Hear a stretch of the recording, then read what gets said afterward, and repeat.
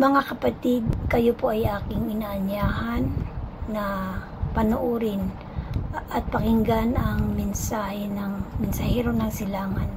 Mga video na kung saan ay nagbukas ng aking diwa at nasagot ang marami kong katanungan.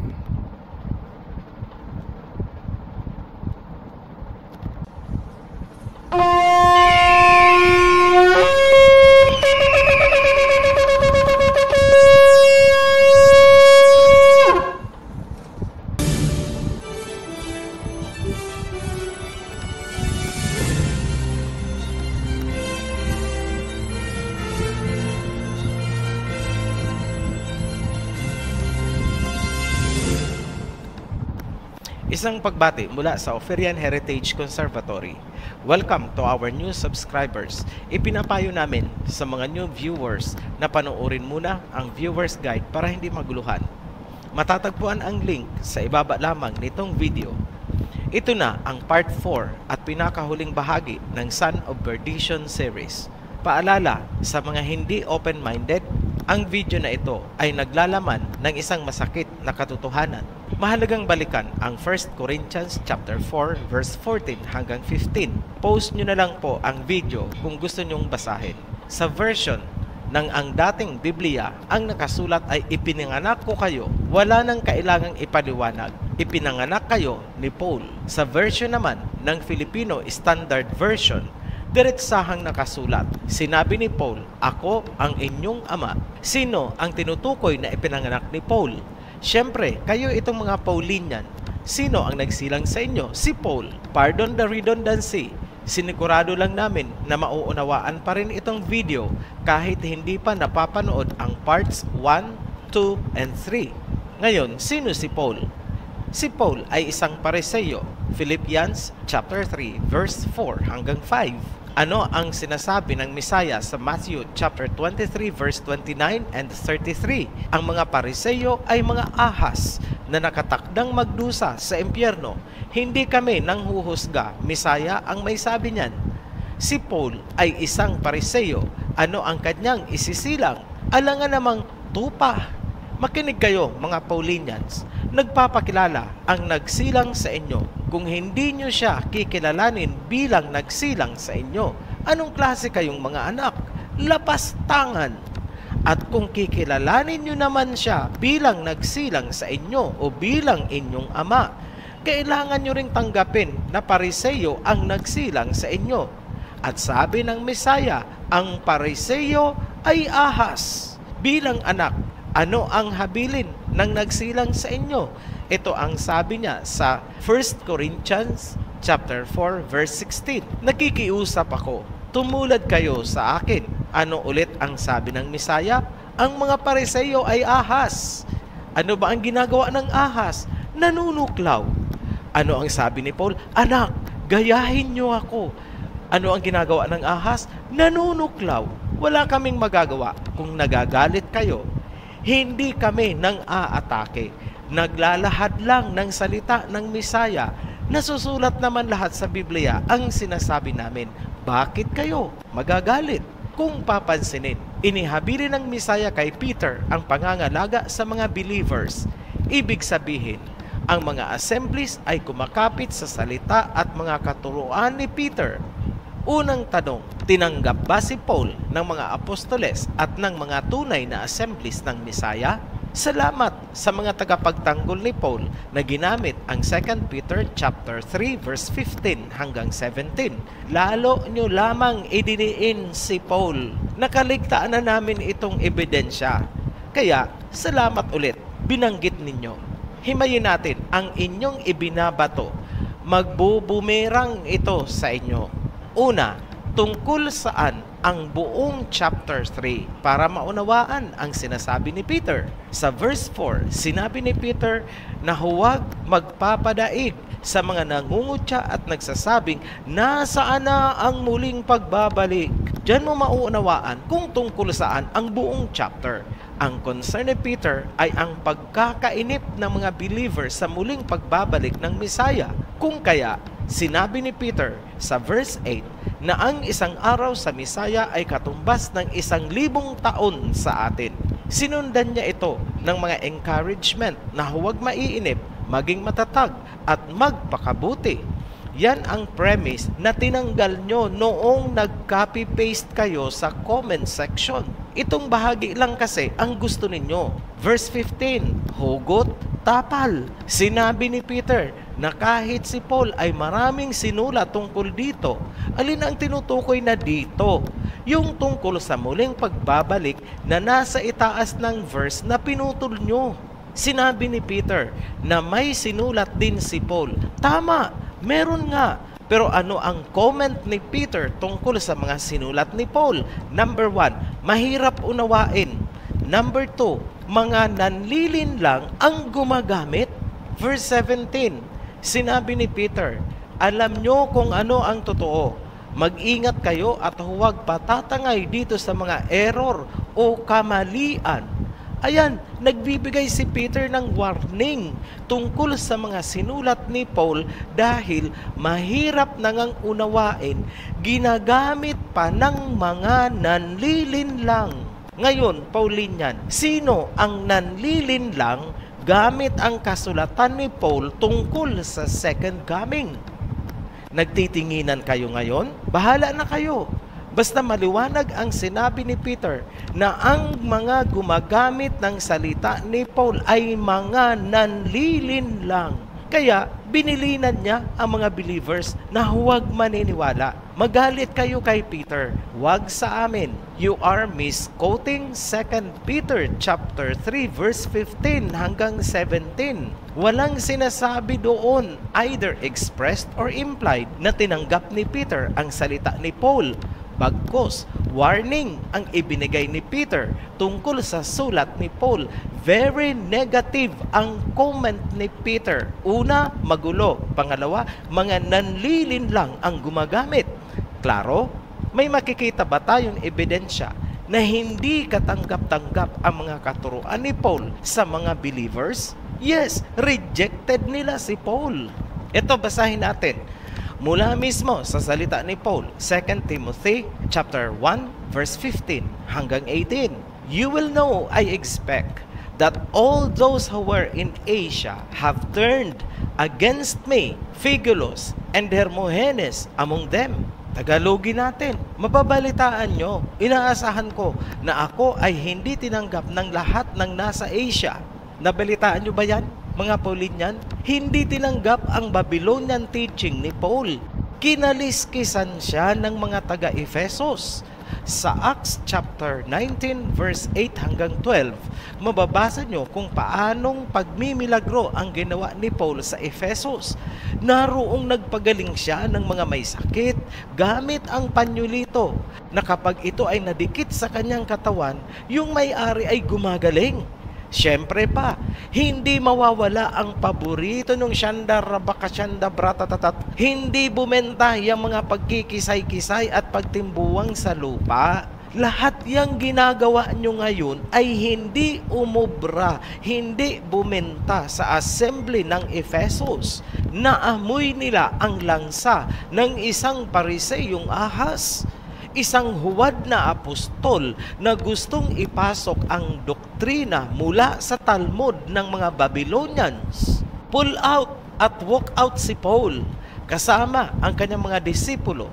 Pero na-rebuke ba o napagalitan ang assembly sa Efesos dahil sa pag-reject nila kay Paul at sa mga disipulos nito? Hindi. Bagkus, tumanggap pa nga ng plaque of appreciation ang assembly sa Efesos. Basahin natin ang citation. Revelation chapter 2, verse 2. I know your deeds, your hard work, and your perseverance. I know that you cannot tolerate wicked people, that you have tested those who claim to be apostles but are not, and have found them false. Tagalogin natin. Alam ko ang inyong mga gawa, ang inyong mga pagpapagal at pagsusumikap. Alam kong hindi nyo matatanggap ang masasamang tao. Sila'y inyong sinubok. Silang mga nagpapanggap na apostol at pinatunayan nyong sila ay mga huwad. Ano daw ang nireject ng mga taga-Efesos? Yung mga fake na apostles. Si Paul ba ay na-reject din sa Efesos? Yes, patunay lamang na si Paul ay huwad na apostol kaya ni-reject siya ng mga taga-Efesos. Naamoy nila si Paul. Ngayon, ano naman ang nangyari kay Paul sa Philadelphia? Na-reject din mula mismo sa salita ni Paul na hindi siya tinanggap ng mga taga-Asia. Para maunawaan, balikan natin ang pagpapakilala ni Paul sa kanyang sarili. Sa Acts chapter 22 verse 3, nagpakilala siyang Hudyo. I am a Jew born in Tarsus of Cilicia. Hindi rin umubra ang kanyang pagbabalat kayong Hudyo sa Philadelphia Assembly. Alam kasi ng Philadelphia na walang tribe of Judah o Hudyo na magtuturo ng may kahalong Babylonian at Greek doctrines. Reject din nila si Paul. At syempre pa, may plaque of appreciation din si Philadelphia. Basahin natin ang citation. Revelation chapter 3 verse 9. I know your deeds. See, I have placed before you an open door that no one can shut. I know that you have little strength, yet you have kept my word and have not denied my name. I will make those who are of the synagogue of Satan, who claim to be Jews, though they are not, but are liars. I will make them come and fall down at your feet and acknowledge that I have loved you. Klarado ang citation. Ang mga naghuhudyo-hudyuhan kasama dyan si Paul at ang kanyang mga galamay ay mga synagogue of Satan na paluluhurin sa paanan ng Philadelphia Assembly. Later pa po natin tatalakayin ang mga assemblies na yan, yung 7 candlesticks. Pero magpapauna lang kami ng kunting impormasyon. Ang 7 assemblies ay nag-hibernate lang at ngayon ay gumigising. Ang assemblies ay hindi relihiyon, hindi yan mga churches, kundi mga tao na binuklod ng isang diwa or consciousness. May napakahalagang salita ang Mesaya na gusto naming ipasilip sa inyo. Ito ang clear-cut boundary ng legacy ng Mesaya versus legacy ni Paul. Matthew chapter 10 verse 5 hanggang 6. These 12 Yahushua sent forth and commanded them, saying, Go not into the way of the Gentiles, and into any city of the Samaritans enter ye not, but go rather to the lost sheep of the house of Israel. Noong nabuo na ng Mesaya ang kanyang 12 apostles, sinabihan niya ang mga ito, huwag kayong pupunta sa mga hintil or sa anumang bayan ng mga Samaritans. Bagkus, puntahan nyo ang mga nawawalang tupa ng house of Israel. Bakit kaya ayaw ng Mesaya na pupunta ang kanyang mga apostoles o magpipreach sa mga hintil? May mga nakita kaming pagkakahawig sa isang verse. Matthew chapter 7 verse 6. Never give what is holy to dogs or throw your pearls before pigs. Otherwise, they will trample them with their feet and then turn around and attack you. Ang kanyang banal na salita ay hindi dapat itapon sa mga aso at baboy kasi aapak-apakan lang nila at pagkatapos babalingan ang mga apostoles upang sirain. Makikita natin yan sa mga sumunod na pangyayari. Kung pinagbawalan ng Mesaya ang mga apostoles na pumunta sa mga Gentiles, ibig sabihin, hindi ang mga apostoles ang nagturo sa mga Gentiles. It follows na ang mga katuruan na natanggap ng mga Gentiles ay hindi dalisay tulad ng sa mga apostoles. Kung ang katuruan na natanggap ng mga Gentiles ay hindi dalisay, ibig ding sabihin ang anumang katuruan na kanilang ipapasa ay hindi maghahatid ng kaligtasan. Sinabi ng Mesaya sa John chapter 4 verse 22, You don't know what you are worshiping. We Jews know what we are worshiping because salvation comes from the Jews.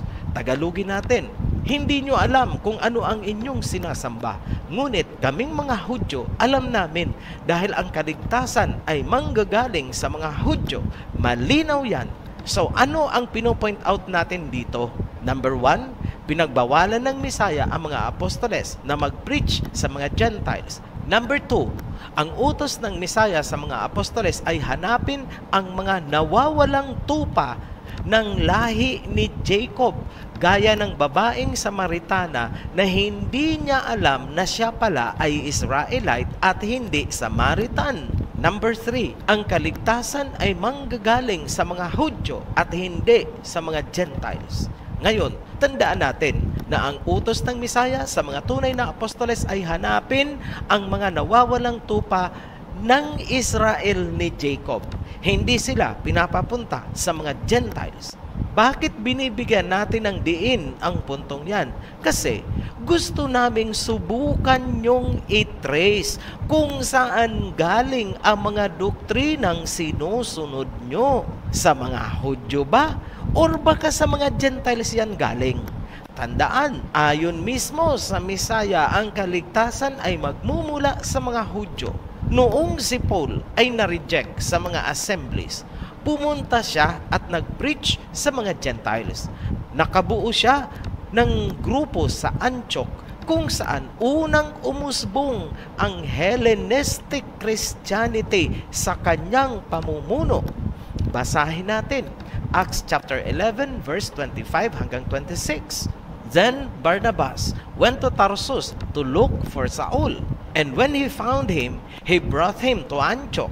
So for a whole year, Barnabas and Saul met with the church and taught great numbers of people.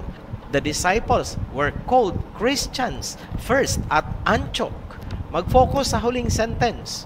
Ang mga disciples ay unang tinawag na Christians. Saan? Sa Antioch. Hindi ba kayo nagtataka? Bakit of all the places, mga Gentiles pa sa Antioch ang pinagmulan ng salitang Christian?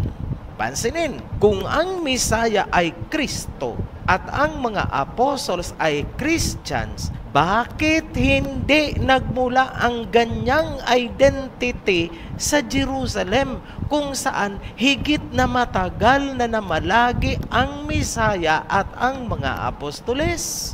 Naisip nyo po yun? Ibig lang sabihin, ang doktrinang Christianity ay galing sa Antioch. Gentile doctrine na itinuro ng isang Pariseyong si Paul. Wala po kayong makukuha sa Biblia na nag-preach doon sina Peter dahil sumusunod si Peter sa instruction ng Misaya na huwag mag-preach ng Gentiles kundi hanapin ang mga naliligaw na Israelita. Malinaw na doktrina ni Paul ang bumuo ng grupo sa Antioch at tinawag nilang Christians ang kanilang mga sarili. Sila ang mga first fruits ni Paul. Kung uunawain mo ang buong Acts chapter 11, malinaw na buo na ang grupo ni Paul sa Antioch noong bumisita doon ang mga apostoles. Bakit tinawag ng grupo na Christians ang mga apostoles na pumunta doon? Sino ang nagturo sa kanila na tawaging Christians ang mga apostoles? Siyempre, ang kanilang teacher, si Paul. Lumalabas na ginamit lang ni Paul ang mga apostoles upang isulong ang kanyang hangarin. Tandaan, ang mga apostoles ay mga Hudyo, hindi sila Christians. Ang tunay na pangalan ng Misaya ng mga Hudyo ay Hebrew at hindi ang Greek na Jesus Christos. Lumilitaw na hinayjack lang ni Paul ang istorya ng Misaya at ng mga apostoles upang itayo ang kanyang Hellenistic Christianity sa Antioch. Iniharap ni Paul ang mga apostoles sa Antioch para paniwalain ang kanyang mga followers na siya ay kabilang din sa mga apostoles. Pinaniwala niya ang mga taga-Antioch na ang mga apostoles ay Christians din gaya nila. Diyan magaling ang isang Pariseo. Sinabi yan ng Mesaya na may pinong-pino silang paraan sa pambabaluktot. Kung napanood nyo ang The Seal of the Father series, malalaman nyo na ang tunay na pangalan ng Mesaya ay Yahweh Shai, hindi ang Greek na Jesus Christos. Alam nyo na ngayon, bakit sinabihan ng Mesaya ang mga apostoles na huwag hahalo sa mga Gentiles? Mai-exploit kasi ang kanilang mga identity at pagkatapos sisirain sila. Alam ng Mesaya ang gawi ng mga Gentiles. Ngayon, sino ang katulong ni Paul sa pagtatag ng kanyang bagong grupo na naging Christianity? Acts chapter 13 verse 1. Now, there were in the church that was at Antioch certain prophets and teachers, as Barnabas and Simeon that was called Niger, and Lucius of Cyrene, and Manaen, which had been brought up with Herod the Tetrarch and Saul. Ayan, lumutang din ang koneksyon nila sa Herod Tetrarch at kay Saul. Hindi lulutang ang pangalan ng Herod Tetrarch kung walang kaugnayan. Huwag kalimutan ang Romans chapter 16 verse 11 kung saan binabati ni Paul si Herodion ang kanyang kamag-anak. Ngayon, si Paul ay hindi ordinaryong Roman citizen. Nakadikit siya sa pamilyang Herodes. Pansinin nyo, habang ino-organize ni Paul ang grupo niya sa Antioch, saka pinatay ni Herodes si James na kapatid ni John. And soon after, ipinahuli din si Peter upang patayin din. Nangyari yan sa kasagsagan ng pagtatayo ni Paul ng kanyang grupo sa Antioch. Mababasa sa Acts chapter 12 verse 1 to 4. Nagkataon lang ba? Coincidence? In contrast naman, noong inakusahan si Paul ng mga Hudyo at ipinaaresto, binigyan siya ng 270 armed bodyguards noong ipinadala siya kay Governor Felix. Imagine, 270 bodyguards, parang hari si Paul. Mababasa nyo yan sa Acts chapter 23 verse 23. Hindi natin tinatanggap ang mga written history na ang Christianity daw ay isinilang sa Judea. Maliwanag ang Acts na unang sumulpot ang Christianity sa Antioch, ang grupo na itinatag ni Paul. Ngayon, ito ang isang malaking katanungan. Paano at bakit Rome ang naging sentro ng Christianity ni Paul sa buong mundo? Suyuri natin ang mga nakaraang pangyayari. Bago pa naging opisyal na relihiyon ng Roma ang Christianity, marami ng Christians doon dahil sa mga letters or liham ni Paul sa mga taga-Roma. Ang iba ay naging bahagi pa ng New Testament. Huwag ding kalimutan na si Paul ay Roman citizen at may koneksyon sa Herodian Tetrarch. Sa panahon ni Nero, pinatay sina Peter at Paul. Regardless kung ano ang naging political climate ng Rome noon, tuloy-tuloy na kumalat ang Christianity na nagmula sa Antioch. In the year 313 AD, inilabas ni Emperor Constantine an Edict of Milan. Dito nabigyan ng legal status ang Christianity. Year 325 AD naman, binuo ni Emperor Constantine ang Council of Nicaea. Ito ang pagtitipon ng lahat ng Christian leaders upang formal na buuhin ang foundation ng Christendom legacy ni Paul. Nabuo ang Nicene Creed. Noong year 380 AD naman, inilabas ni Emperor Theodosius ang Edict of Thessalonica. Ipinag-utos nito na tangkilikin ang Nicene Christianity bilang official religion ng Roman Empire. Lahat ng susuway ay mapipersecute. Ang Edict of Thessalonica ay crystallization ng son of perdition na sinasabi sa 2 Thessalonians chapter 2 verse 3. Dahil sa Edict of Thessalonica, nagkaroon na ng religious at political power ang legacy ni Paul. Isa na itong empire na may mga galamay sa buong mundo. Bagamat nagkaroon ng Reformation at Protestantism noong 16th century, magkakasundo ulit yan dahil sa ecumenism ng Vatican. Alam nila na kailangan nilang magkaisa ulit dahil muling bumabangon ang 7 assemblies ng Misaya. Bago tayo magpatuloy, recap ulit natin ang mahahalagang punto. Number 1, unang lumutang ang Christianity sa Antioch, hindi sa Jerusalem. Number 2, si Paul ang central figure sa pagsilang ng Christianity sa Antioch. Number 3, kumalat ang Christianity sa Roma sa pamamagitan ng letters ni Paul sa mga taga-Roma. Number 4, nabuo ang legacy ni Paul sa pamamagitan ng Council of Nicaea. Number 5, ang Nicene Christianity ay nagkaroon ng kapangyarihan noong ito ay tinangkilik na ng Roma sa pamamagitan ng Edict of Thessalonica. Ngayon, ano ang sumunod na major milestone sa legacy ni Paul? Mahalagang balikan ang 1 Corinthians chapter 4 verse 14-16. Very ironic dahil tila hindi alam ni Paul na siya ang katuparan ng kanyang sinusulat. Number 1, nagpapatawag ng Father. Number 2, iniaangat ang sarili bilang Elohim. Sa verse 16, inihabilin niya ni Paul sa kanyang mga anak na gumaya sa kanya. Natupad yan. Noong wala na si Paul, itinuloy ng kanyang mga anak ang kanyang sinimulan. Isinilang ang papasi. Ganun din ang katangian. Nagpapatawag din ng Father, iniaangat din ang sarili bilang Elohim. Hindi na natin tatalakayin ang tungkol sa pagpapatawag ng Father dahil obvious na ang kahulugan ng salitang Pope ay Father. Kahit saan nyo kalkalin yan. Ngunit may higit pa tayong dapat silipin. Paano iniangat ng Pope ang kanyang sarili kapantay ng Elohim? Eto siya. Sinabi ni Pope Leo XIII noong 1894, "We hold upon this earth the place of the Almighty God."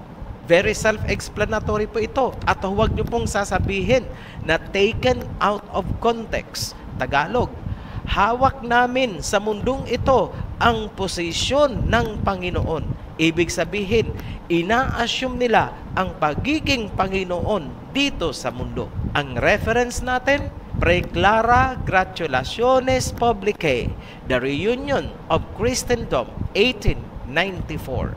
Kung titingnan natin ang kabuuan, ang Christianity, ang buong Christendom at ang papacy ay legacy ni Paul. Lumalabas na ang pundasyon ng lahat ng yan ay si Paul at hindi si Peter. Si Paul ay Pariseo at sinabi ng Mesaya na ang mga Pariseo ay brood of vipers and serpents. Hindi nakakapagtaka kung pinakakang banal ng Pope ang serpent. Bilang pagbibigay diin sa mga salita ni Paul, sinabi ni Pope Francis na ang Mesaya ay naging serpent. Ahas na pumapatay at ahas na magliligtas. Grabe! Parang sinabi niya na ang Mesaya ay ahas at ang ahas ay Mesaya at sila ay iisa. Ganun ang dating ng mensahe. Ito basahin namin. The serpent, the pontiff clarified, is a symbol of sin. The serpent that kills, but the serpent that saves. This is the mystery of Christ. Saint Paul, the Pope recalled, also spoke of this mystery. He said that Jesus emptied himself, humbled himself, annihilated himself in order to save us. Moreover, the apostle offers an even stronger expression. He became sin. Thus, using the Bible symbol, we could say, he became serpent. Very evident sa legacy ni Paul, ang serpent divination mula mismo sa salita ni Pope Francis. All the while, across ages, pinatunayan lamang ng Pope na totoo ang sinabi ng Misaya na sila ay brood of serpents. Unang binanggit yan sa Genesis chapter 3 verse 15. Sa hinaba-haba ng aming pagre-research, matching Genesis to Revelation with world history, mariin naming tinututulan with strongest words ang tradisyon na si Peter ang first Pope. Lahat ng impormasyon ay tumutumbok kay Paul as founder ng Christianity na tinangkilik ng Roma. Si Paul ang totoong first Pope, hindi si Peter. Umusbong ang papacy bilang figurehead ng Christian groups sa buong mundo. Tandaan, nasusulat, ang kaligtasan ay magmumula sa katuruan ng mga tunay na Hudyo. Kailanman walang sinabi sa Biblia na ang pariseyong ahas ang pagmumula ng kaligtasan, dahil ang totoo, ahas ang simbolo ng kapahamakan at kamatayan, ang ahas na pinakakang banal ng legacy ni Paul. Truly, Paul the Pharisee is the son of perdition. Muli kaming nagpapasalamat sa mga patuloy na sumusubaybay at sumusuporta sa Ophirian Heritage Channel. Happy awakening to all. Be blessed. Shalom. Maraming salamat po sa inyong panonood at pakikinig ng mensahe. At kung kayo po ay may mga katanungan, paki-click po ang link sa ibaba at paki-like and share na rin po. Maraming salamat.